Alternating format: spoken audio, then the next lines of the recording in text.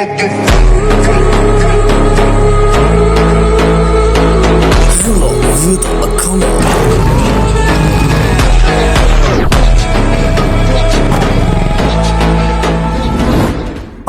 හැමෝටම අද අපි කතා කරන්න යන්නේ ලංකාවේ වගේම ලෝකයේ බොහෝ දෙනෙක් පීඩා විඳින නිසි වෙලාවට හඳුනා නොගත්තොත් මාරාන්තික විය හැකි රෝගයක් ගැන.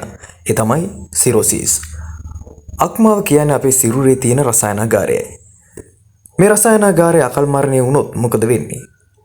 අද අපි හෙළ වෙදකම සහ බටහිර වෙදකම යන දෙකෙන්ම මේ ගැන ගැඹුරින් කතා කරන්න යන්නේ. සිරෝසිස් යනු කුමක්ද? අක්මාවේ සෛල දිගින් දිගට විනාශ වී ඒ වෙනුවට තන්තුමය පටක ඇතිවීම නිසා අක්මාව තද වී හැකිලීම සිරෝසිස් ලෙස හඳුන්වනවා. මෙහිදී අක්මාවට තමන්ගේ සාමාන්‍ය රාජකාරී ටික කරගන්නට බැරුව යනවා. මෙම රෝගය හැදෙන්නට පුළුවන් ප්‍රධානම ක්‍රම මොනවාද? අපි ඒ ගැන දැන් කතා කරමු. අධික ලෙස මධ්‍යසාර භාවිතය, හෙපටයිටිස් B සහ C වෛරස් ආසාදන, අක්මාවේ තෙල් තැන්පත් වීම නූතන කාලයේ ප්‍රධානතම හේතුව ලෙස සැලකෙනවා. ඒ වගේම නිතර අරිෂ්ඨ භාවිතයත් මෙයට හේතු වෙනවා.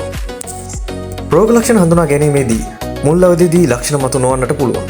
නමුත් රෝගය උස්සන්න වන විට අධික තේට්ටුව සහ ප්‍රාණික බව, කෑම අරුචිය සහ ශරීරයේ බර අඩු වීම, සම සහ ඇස් කහ පැහැවීම, බඩ ඉදිරියට නෙරායීම, සම මතු පිට රතු පැහැති මකුළු දැල් වැනි සලකුණු දැක ගැනීමට හැකි වීම වැනි තත්ත්වයන්ට මුහුණ දීමට සිදු වෙනවා.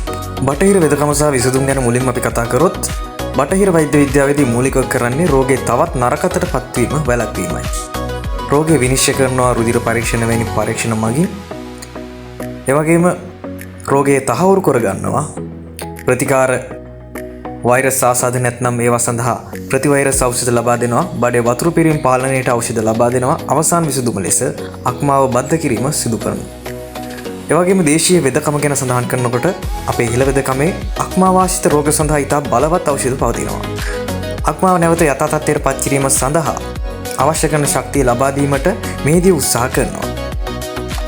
ප්‍රධාන ඔසු ලෙස මොණර කුඩුම්බිය, හීන් බෝවේටියා, පොල්පලා, නීරමුල්ලිය මා පිරිසුදු කිරීම සඳහා යොදාගෙන යනවා. විශේෂ පානයක් ලෙස හීන් බෝවිටියා කොළ, යුෂ හෝ කැඳ අක්මාවේ සෛල යථා තත්ත්වයට පත් කිරීමට ඇති ප්‍රබලම ඖෂධයක් ලෙස සැලකෙනවා. ආහාර පාලනය සඳහා තෙල් සීනි සහ ලුණු අවම කර රතු වෙකුළු බත් සහ ස්වාභාවික එළවලු වලට හුරු වීම වැදගත් වෙනවා. සිරෝසිස් කියන්නේ ඉතා අවදානම් රෝගී තත්ත්වයක්. ඉතින් මරණයෙන් බේරෙන්නේ කොහොමද කියලා අපි දැන් කතා කරමු. මත්පැන් සම්පූර්ණයෙන්ම නවතිය යුතුයි. සිරෝසිස් රෝගීත් මත්පැන් ගැනීම කියන්නේ සියදිවි නසා ගැනීම හා සමානයි. සිරුරේ බර පාලනය. නිතර ව්‍යායාම කිරීම තුළින් සිරුරේ බර පාලනය කරගත හැකියි. ඖෂධ ගැන සැලකිලිමත් වෙන්න ඕන. වෛද්‍ය උපදෙස් රහිතව දිගු කාලිනව ප්‍රතිවර්ග ගැනීම අක්මාවට අහිතකර වෙනවා. පිරිසිදු ආහාර ගත යුතුයි. කෘත්‍රිම රසායනික සහ වර්ණක අඩංගු ආහාර වලින් ඔබ ඈත් විය යුතුයි. අක්මාව කියන්නේ අපේ ජීවිතේ.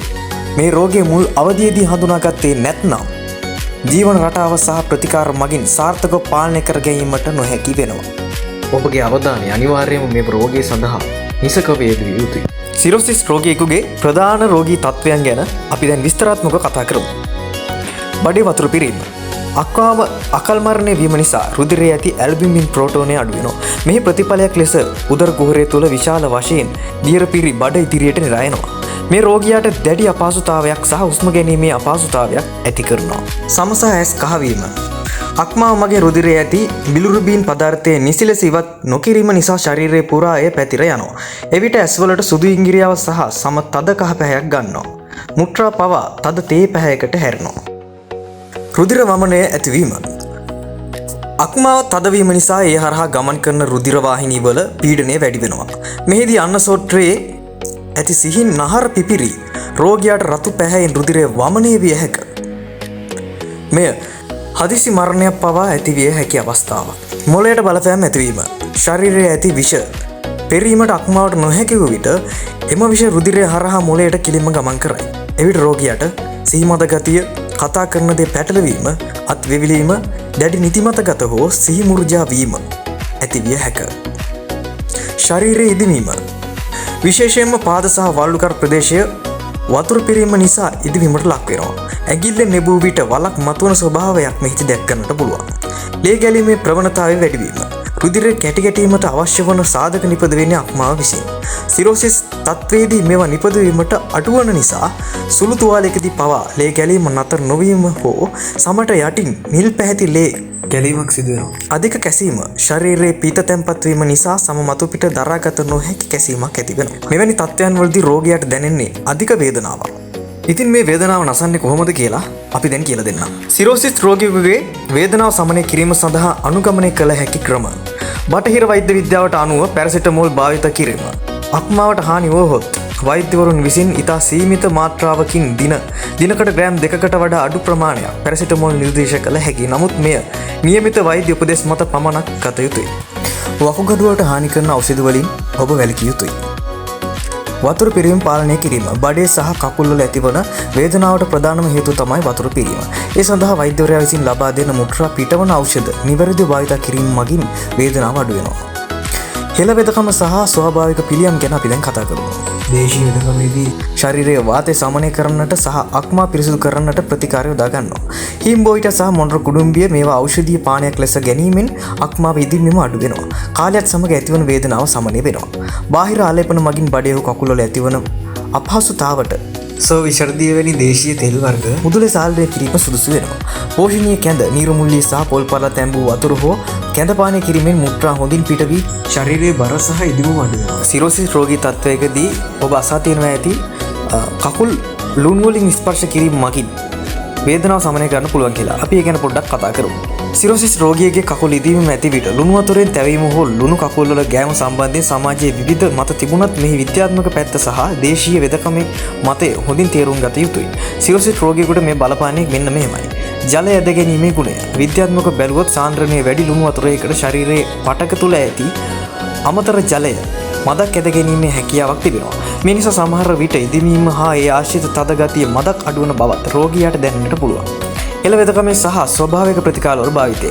දේශීය වෙදකමේදී සමහර අවස්ථාවල මද උණුසුම් වතුරයකට ලුණු ස්වල්පයක් දමා කකුල් පොඟවත් තැබීම නිර්දේශ කරන්නේ වේදනාව සහ මාංශ පේශි පෙරලීම සමනය කිරීමටයි. මේන් කකුල්වල ඇති ඉවන දැවිල්ල අඩු වෙනවා. රුධිර ගමනාගමනය මදක් උත්තේජනය වෙනවා. අතිශය වැදගත් අනතුරු හැඟවීමක් තිබෙනවා. ඒ තමයි සිරෝසිස් රෝගියෙකු ලුණු වැඩිපුර ගෑමෙන් සම කැසීමට හෝ පැලීමට ලක් වෙන්නට පුළුවන්. එමගින් නැතිවන තුවාල සුව වීම ඉතා අපහසුයි. ශරීරයට ලුණු උරා ගැනීම අපේ සමට යම් මට්ටමකට ද්‍රව්‍ය උරා ගැනීමේ හැකියාව තිබෙනවා. රෝගියා ආහාරයෙන් ලුණු පාලනය කරන අතරතුර බාහිරව අධික ලෙස ලුණු භාවිත කළහොත් ඒ රෝගියාගේ තත්වයට වක්‍රව බලපෑමට හැකි. සම වියලීම. ලුණු මගින් සමය තෙතමනය ඉවත් කරන නිසා සම වියලී කොරළ වැනි තත්වයන් ඇති විය හැක. වඩාත් සුදුසු ක්‍රමය කුමක්ද? ඔබට කකුල්වල වේදනාවට ලුණු භාවිත කිරීමට අවශ්‍ය නම් බේසමකට මද උණුසුම් වතුරගෙන එයට ලුණු ස්වල්පයක් දමා විනාඩි 10ක් හෝ 15ක් පමණ පොඟවා තබන්න. ඉන්පසු පිරිසිදු වතුරෙන් කකුල් සෝදා තෙතමනේ පිස දමා මුදු ආලේපයක් හෝ දේශීය තෙල් වර්ගයක් ආලේප කරන්න. කිසි විටකත් තදින් ලුණු කැට ගැසීමෙන් කකුල් පිරිමදින්නට එපා. කකුල්වල ඉදීමට ලුණු වතුර භාවිතයේ తాවකාලික සහනයක් ලබා දුන්නත් එය සිරෝසිස් රෝගීට ස්ථිර විසඳුමක් නෙවෙයි. නියම විසඳුම වන්නේ ආහාරයෙන් ලුණු අවම කර ගැනීම පමණයි. වෛද්‍ය උපදෙස් මත අක්මාව ශක්තිමත් කරන ප්‍රතිකාර ගැනීම ඔබට අවශ්‍ය වනු ඇත. ස්තුතියි. ඉතින් සිරෝසිස් රෝගීන් පීඩාව විඳින ඔබට මම හිතනවා මේ වීඩියෝ ගොඩක් වටින වීඩියෝවක් කියලා අනිවාර්යෙන්ම channel එක subscribe කරලා තියාගන්න. මතක් කරගන්න ගමන් අද සිට මේ සමගම ස්තුතියි.